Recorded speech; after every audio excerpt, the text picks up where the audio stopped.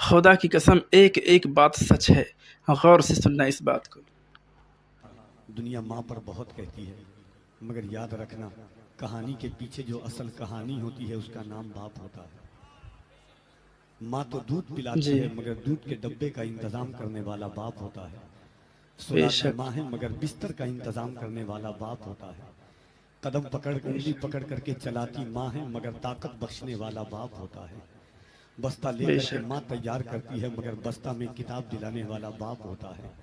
زندگی کی اے خواہشات جب زندگی کو پہنچتی ہے اور انسان جب کسی امتحان میں کامیاب ہوتا ہے، ماں تو کلیجے سے لگ کر کے رو جاتی ہے، مگر جی، دیوار کے پیچھے اگر کوئی تڑپ کر کے روتا ہے تو وہ باپ ہوتا ہے۔ اے بیٹی کی خوشی کو ظاہر نہیں کر پاتا مگر چپ کے گھر کے کونے میں جو روتا ہے وہ باپ ہوتا ہے۔ میں نے کہا لوگوں کبھی غور کرنا، صبح کے وقت میں نکلنا اور رکشہ چلانے والے پر غور کرنا، وہ بھی کسی کا باپ ہوتا ہے۔ مزدوری کرنے والا بھی کسی کا باپ ہوتا ہے۔ اسٹیشن ہے خدا کی قسم، باپ ایسی دولت ہے، ایسی نعمت ہے کہ جس کے پاس باپ نہیں ہے، جس کے سر سے باپ کا سایہ اٹھ جاتا ہے، وہ یتیم کہلاتا ہے۔